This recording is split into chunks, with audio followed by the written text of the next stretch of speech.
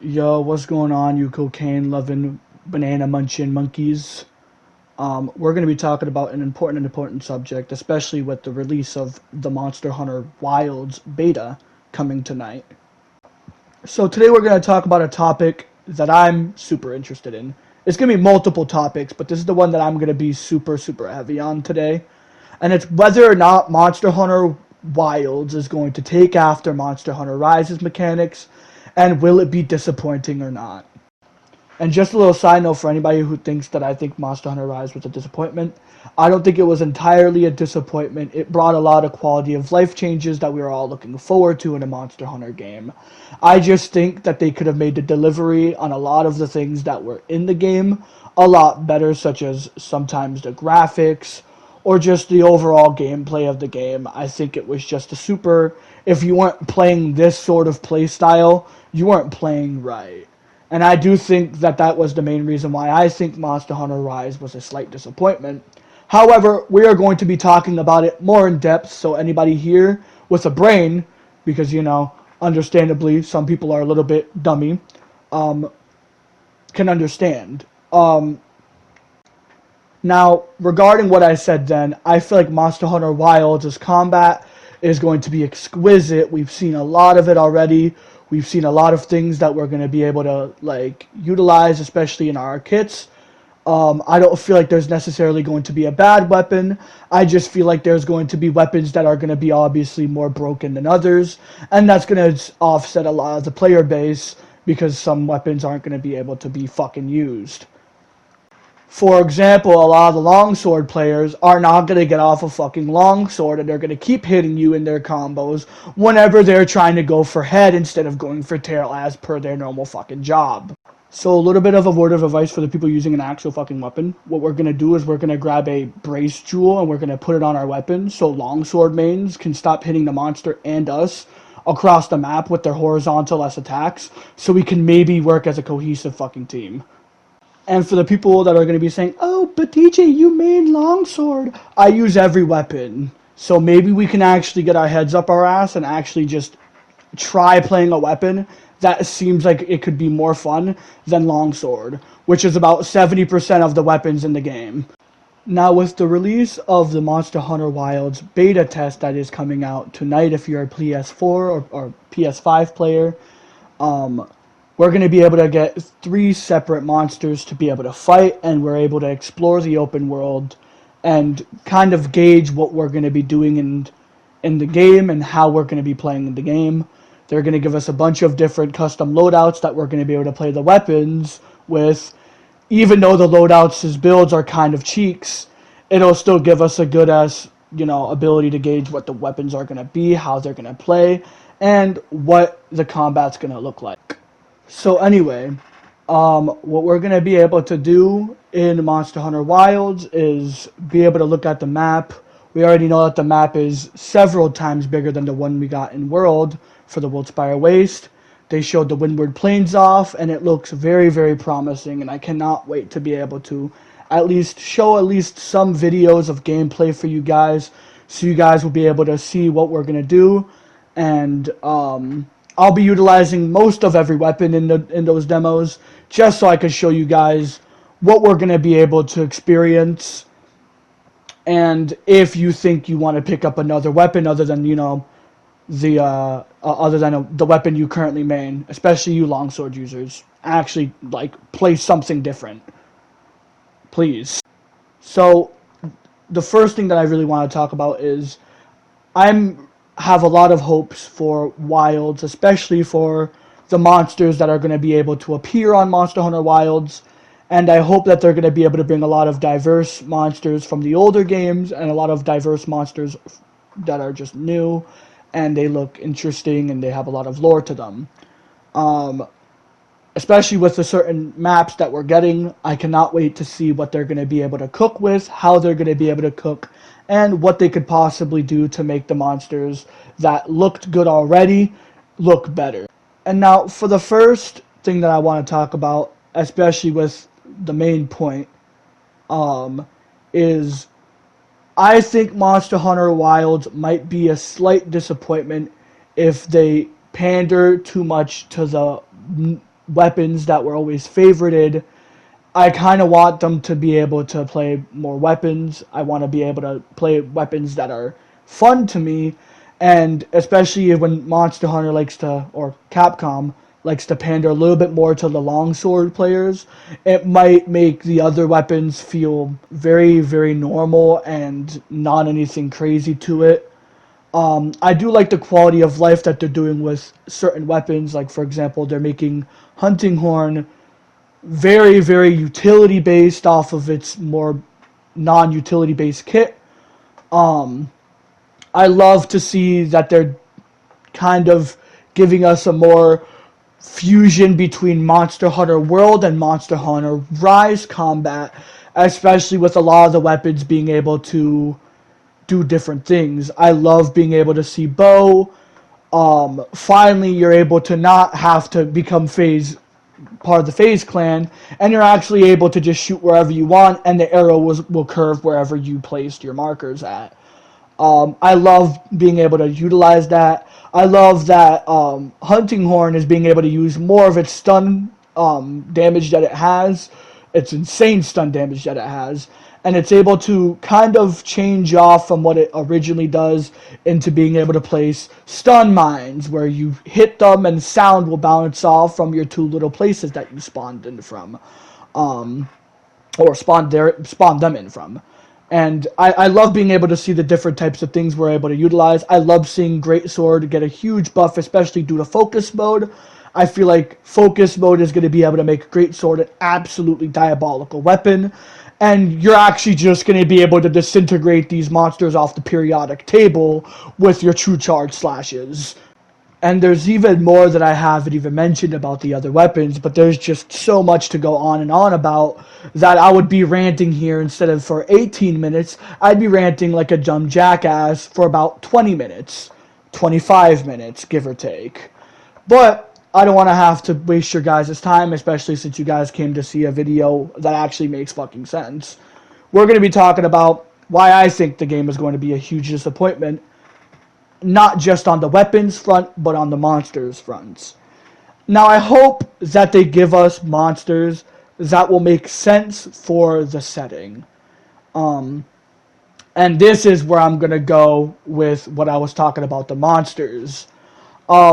I really hope that they give us fan-favorite monsters and they stop giving us shitty monsters like Lavasioth. Like, actually, if your favorite monster is Lavasioth, just click off the video right now, because you're probably like 80 years old, you know, fat, ugly, disgusting. You probably smell like the bubonic plague. And honestly, this is not the video for you if you like Lavasioth. I feel like they should have invested better, especially into World. They should have invested a good Leviathan monster like Agnactor, instead of giving us whatever the hell of an excuse that Fish Wyvern was. Or Piscine Wyvern, whatever you want to call it. I don't give a shit enough about Lavasioth to be able to defend bro. I don't care about him. So the whole entire point of what I'm making is, I feel like if they invest into really good monsters, they will get really good results. And a lot of the monsters that weren't added, I hope are added, or monsters that have insane amounts of potential to be a really good fight in Monster Hunter Wilds, can be a super good fight if they just put the time and effort into putting those monsters in. Granted, they do have some reasons for not giving us some certain monsters that a lot of people want us to see. However, I do feel like being able to give us a lot of good monsters is not is not out of their reach. And I feel like if they do it, it'll make the game a bigger success for the people that like the game. And I love Monster Hunter's franchise. I've played Monster Hunter 4 Ultimate. I played a little bit of Monster Hunter Tri, Generations Ultimate, some Monster Hunter World. Well, no, not some Monster Hunter World. I beat Monster Hunter World. I beat Monster Hunter Rise, and it was just like I just want to be able to see the game grow from what it originally was. And this is going to be my main point when I'm saying they could add a lot of monsters from certain regions, especially with the maps that they gave us. It would be it wouldn't be hard at all to do it. Give us, like, for the oil rig map, give us Gogmazios. Um, just a lot of the monsters that we're able to see.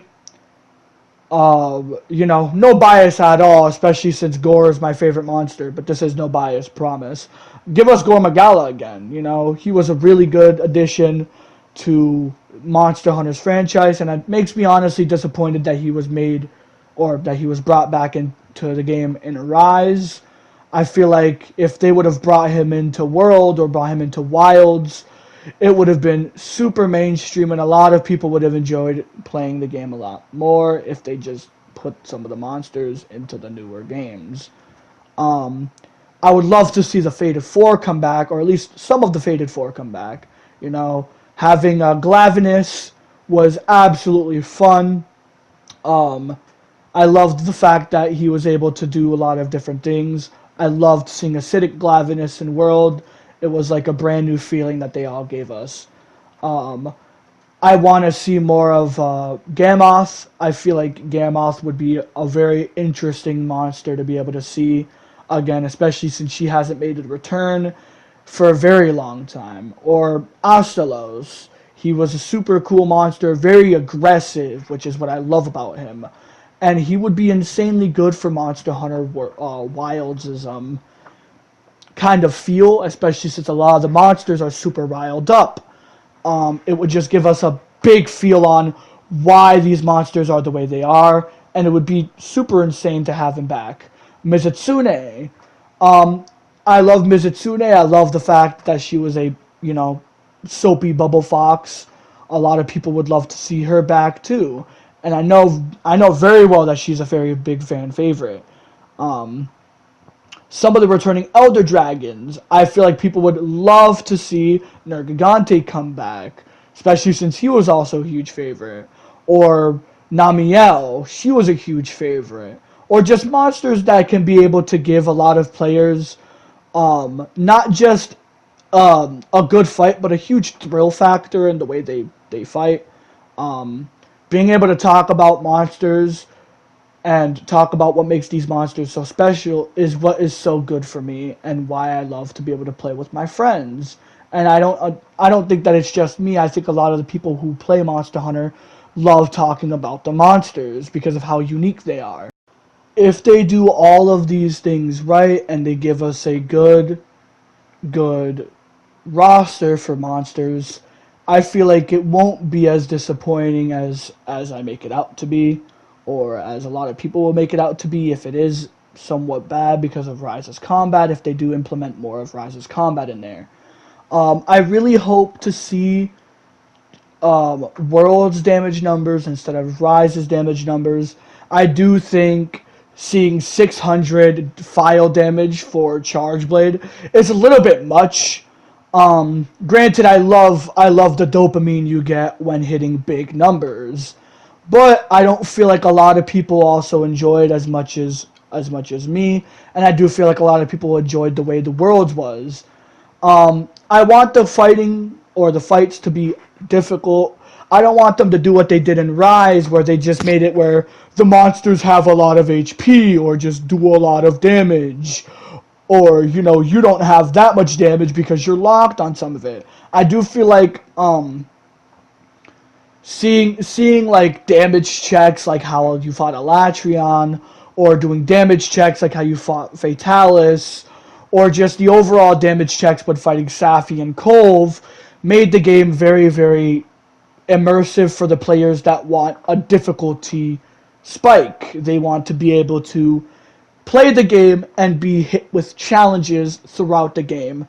They don't want an easy way to just win by picking a certain weapon. And that's what I would like to see that changes from Monster Hunter Rise to Monster Hunter Wilds. I would like to just see a different transition in the way we do things.